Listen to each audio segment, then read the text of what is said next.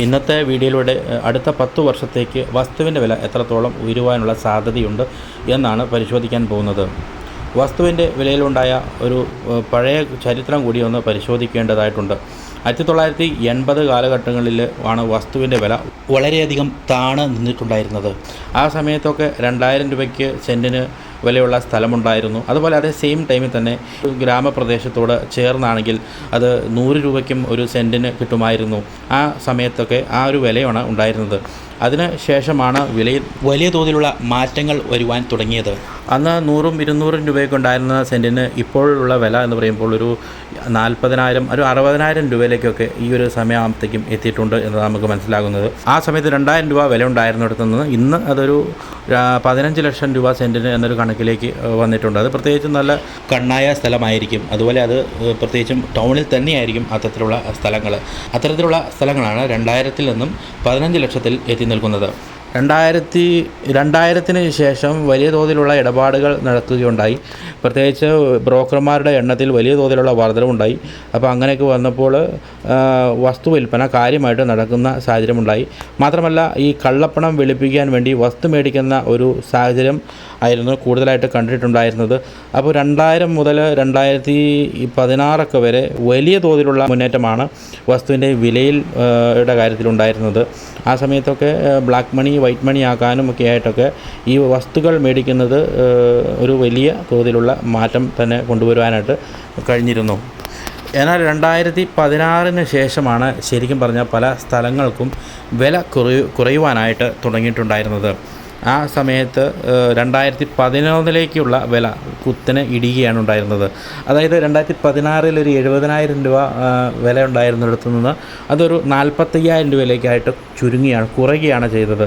എന്നാൽ പോലും ആളുകൾക്ക് വസ്തു വേണ്ടത്ര രീതിയിൽ വിറ്റ് പോകുന്നില്ല എന്നതാണ് നമുക്കിപ്പോൾ മനസ്സിലാക്കാൻ സാധിക്കുന്നത്. കാരണം അതുപോലുള്ള ഒരുപാട് വസ്തുക്കൾ വിൽക്കാൻ കിടക്കുന്നുണ്ട്. മേടിക്കാനുള്ള അവരുടെ എണ്ണത്തിൽ വളരെ കുറവുമാണ്. അതുകൊണ്ട് തന്നെ വിലയിൽ വലിയ തോതിലുള്ള ഏറ്റക്കുറച്ചിലുകൾ ഈ കാലഘട്ടത്തിൽ 2016 മുതൽ 2025 വരെയുള്ള കാലഘട്ടത്തിൽ സംഭവിച്ചു എന്ന് നമുക്ക് മനസ്സിലാകുന്നത്. പ്രത്യേകിച്ചും 2016-ൽ എന്താണ് സംഭവിച്ചത്? 2016-ലാണ് നോട്ട് നിരോധനം വരുന്നത്. നോട്ട് നിരോധനം, പിന്നീട് അതിനുശേഷം GST, പിന്നീട് കൊറോണ, ഇപ്പോൾ ഇതെല്ലാം കൊണ്ടും ആണ് ഈ വസ്തുവിൻ്റെ വില പല സ്ഥലങ്ങളിലും കൂടാതെ നിൽക്കുന്നതിനുള്ള ഒരു പ്രധാന കാരണമായി കാണുന്നത്. നോട്ട് നിരോധനം വന്നതോടുകൂടി സ്ഥലക്കച്ചവടക്കാരുടെ എണ്ണത്തിൽ വലിയ തോതിലുള്ള കുറവ് വന്നു. അതോടൊപ്പം തന്നെ വസ്തു ഇടപാടുകളെല്ലാം തന്നെ ഓൺലൈനിലാക്കുകയും ചെയ്തു. ഓൺലൈനിലാക്കുന്നത് കൊണ്ട് തന്നെ ഇടപാടുകൾ നടക്കാതെയായി. മാത്രമല്ല ഗവൺമെൻറ് ചാർജായിട്ട് വലിയ തോതിലുള്ള തുക ഈടാക്കാനും തുടങ്ങിയതും വലിയ തോതിലുള്ള വസ്തു വിൽക്കൽ വാങ്ങലുകളുടെ വലിയ കുറവ് അനുഭവപ്പെട്ടു. അതിനുശേഷം ആണ് വലിയ തോതിലുള്ള വസ്തുവിൻ്റെ വിലയിൽ വലിയ തോതിലുള്ള കുറവ് വരുന്നത്.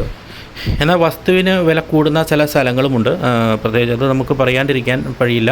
പ്രത്യേകിച്ച് ഈ കുറച്ച് ടൗണിനോടൊക്കെ ചേർന്നാണ് 6 സെൻറ്റ് 7 സെൻറ്റ് സ്ഥലവും വീടും, അല്ലെങ്കിൽ അവിടെ വീട് വെച്ച് താമസിക്കാൻ ഫ്ലോട്ടുകൾക്കൊക്കെ വലിയ തോതിലുള്ള വില വർദ്ധിച്ച് തന്നെയാണ് വരുന്നത്. 5 വർഷം മുൻപായിരുന്നെങ്കിൽ ഒരു 2.5 ലക്ഷത്തിന് കിട്ടിയത് ഇപ്പോൾ അതൊരു 3.5-4 അടുത്തിട്ടുണ്ട് എന്ന് നമുക്ക് മനസ്സിലാകുന്നു. എന്നാൽ തീർത്തും വില കുറഞ്ഞു പോകാനുള്ള ചില സാഹചര്യം എവിടെയാണെന്ന് വെച്ച് കഴിഞ്ഞാൽ പ്രത്യേകിച്ചും ഫോറസ്റ്റിനോട് ചേർന്ന് കിടക്കുന്ന സ്ഥലങ്ങൾ. പല സ്ഥലങ്ങളിലും പണ്ട് പ്രശ്നങ്ങളൊന്നും ഉണ്ടായിരുന്നില്ലെങ്കിൽ പോലും ഇപ്പോൾ പലപ്പോഴും ആനകൾ കടന്നു വരുന്ന ഒരു ശല്യം കാരണം ആൾക്കാർക്ക് അവിടെ വീട് വയ്ക്കാനോ താല്പര്യമില്ലാത്തൊരവസ്ഥ. അപ്പോൾ അത് കൊണ്ട് തന്നെ ചിലപ്പോൾ ചില സ്ഥലങ്ങളിലൊക്കെ ഇപ്പോൾ കൃഷി പോലും ചെയ്യാൻ പറ്റാത്തൊരവസ്ഥയുണ്ട്. അപ്പോൾ അങ്ങനെയുള്ള സ്ഥലങ്ങൾ വലിയ തോതിലുള്ള ഇടിവാണ് അങ്ങനെയുള്ള സ്ഥലങ്ങൾക്കൊക്കെ വന്നിട്ടുള്ളത്. ഇനിയിപ്പോൾ അടുത്ത 10 വർഷത്തേക്കുള്ള വിലയിലേക്ക് നമ്മൾ നോക്കുകയാണെങ്കിൽ നമുക്കതിനെ 2 തരമായിട്ട് തിരിക്കേണ്ടി വരും. കാരണം ഒരു സൈഡ് എന്ന് പറയുമ്പോൾ ഇതുപോലുള്ള കുറച്ച് സ്ഥലങ്ങളുണ്ട്. ആന കയറുന്ന സ്ഥലം, തണ്ണീർത്തടങ്ങൾ നികത്തി ഉണ്ടാക്കിയിരിക്കുന്ന സ്ഥലങ്ങൾ, പാടങ്ങൾ നികത്തി ഉണ്ടായിരിക്കുന്ന സ്ഥലങ്ങൾ, ഇതൊക്കെ വസ്തുവിനെ അധികമായിട്ട് വില കുറച്ച് കളയുന്ന രീതിയിലേക്കാണ് കാര്യങ്ങൾ വന്നിട്ടുള്ളത്. എന്നാൽ ചില സ്ഥലങ്ങളിലൊന്നും പ്രശ്നം ഉണ്ടാവില്ല. പ്രത്യേകിച്ചും എന്തെങ്കിലും വികസന പ്രവർത്തനങ്ങളൊക്കെ നടക്കുന്ന മേഖലയിലൂടെ ചേർന്ന് കിടക്കുന്ന പ്രദേശങ്ങൾക്ക് സ്ഥലങ്ങൾക്കൊക്കെ വില കൂടുമെങ്കിൽ പോലും സാധാരണ രീതിയിൽ കിടക്കുന്ന ഇതുപോലുള്ള സ്ഥലങ്ങൾക്കൊക്കെ വിലയിൽ കുറയുവാനുള്ള സാധ്യതയാണ് കാണുന്നത്. നിലവിലുള്ള വിലയേക്കാളും കുറയാനുള്ള സാധ്യത കാണുന്നുണ്ട്. പക്ഷേ അതേ സ്ഥാനത്ത് ഞാൻ ഈ പറഞ്ഞതുപോലെ കുറച്ച് ടൗണിനോടൊക്കെ ചേർന്ന് എല്ലാ ഫെസിലിറ്റിയോടും കൂടിയ ടൗൺ അടുത്ത് 5 കിലോമീറ്റർ 6 കിലോമീറ്റർ ടൗൺ അടുത്തൊക്കെ അങ്ങനെയുള്ള സ്ഥലങ്ങളൊക്കെ ഉണ്ട്. അങ്ങനെയുള്ള സ്ഥലങ്ങളിലൊക്കെ 5 സെൻറ്റ് 6 സെൻറ്റ് ആൾക്കാർ വീട് വെച്ച് താമസിക്കാൻ താല്പര്യപ്പെടുന്നു. അങ്ങനെയുള്ള സ്ഥലങ്ങൾക്ക് വീണ്ടും വില കൂടും എന്ന് തന്നെയാണ് നമുക്ക് മനസ്സിലാകുന്നത്. ഇപ്പോൾ ഇന്നൊരു 3 ലക്ഷം ഉള്ളതാണെങ്കിൽ അടുത്തൊരു 10 വർഷത്തിനുള്ളിൽ അത് ചിലപ്പോൾ ഇരട്ടിയാകാനുള്ള സാധ്യതയുണ്ട്. ചിലപ്പോൾ ഇരട്ടിയിലധികം ആകാനും സാധ്യതയുണ്ട് ചില സ്ഥലങ്ങൾക്ക്. ഇനിയിപ്പോൾ നമുക്ക് പറയാൻ പറ്റില്ല, ചിലപ്പോൾ വില്ലേജ് ഏരിയയോട് ചേർന്ന് കിടക്കുന്ന ചില പ്രദേശങ്ങൾക്ക് വില കൂടുവാനുള്ള സാഹചര്യമുണ്ട്. അതെങ്ങനെയാണെന്ന് ചോദിച്ചു കഴിഞ്ഞാൽ ചിലപ്പോൾ മലയോര ഹൈവേ വരാനുള്ള സാധ്യതയുണ്ട് എന്ന് പറയപ്പെടുന്നു. അങ്ങനെയുള്ള മലയോര ഹൈവേ വരികയോ അല്ലെങ്കിൽ മറ്റു ഇപ്പോൾ കേരയിൽ വരുന്നുണ്ട്.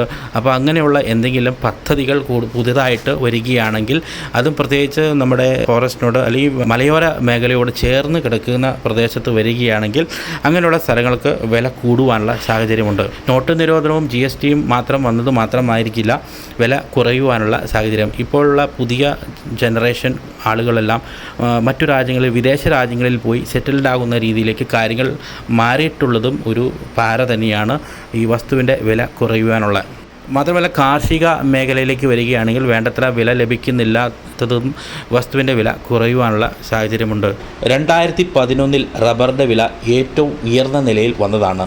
അന്ന് റബ്ബറിന് 250 രൂപയോളം വന്നതിന് ശേഷം റബ്ബറിൻ്റെ വില താഴോട്ട് പോവുകയാണ് ഉണ്ടായത്. അത് എനിക്ക് തോന്നുന്നത് ഒരു 90 രൂപ 80 രൂപയോളം ഇറങ്ങുകയുണ്ടായി.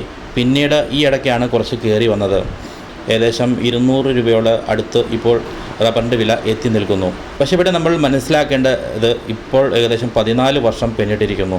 അപ്പോൾ റബ്ബറിൻ്റെ വില ഇരട്ടിയെങ്കിലും ആവണം, ഒരു 500 രൂപ കിലോയ്ക്കെങ്കിലും ആവേണ്ട സ്ഥാനത്താണ് താഴോട്ട് പോയത്. ആ ഒരു കാർഷിക മേഖലയിലുള്ള വലിയൊരു മാറ്റം ശരിക്കും പറഞ്ഞാൽ ഈ ഒരു വസ്തുവിൻ്റെ വിലയിൽ പ്രതിഫലിച്ചിട്ടുണ്ട് എന്ന് പറയാതിരിക്കാനും വയ്യ. നിലവിൽ അടച്ചിട്ടിരിക്കുന്ന വീടുകളുടെ എണ്ണത്തിലേക്കൊക്കെ വരികയാണെങ്കിൽ വലിയ തോതിലുള്ള വർധനമാണ് ഓരോ വർഷവും കൂടി വന്നിരിക്കുന്നത്. പല സ്ഥലങ്ങളും ഒഴിഞ്ഞു കിടക്കുകയാണ്, പല വീടുകളും ഒഴിഞ്ഞു കിടക്കുകയാണ്. അതുപോലെ തന്നെ ചില സ്ഥലങ്ങളിലൊക്കെ പ്രായമായവർ മാത്രമാണ് വീടുകളിലുള്ളത്.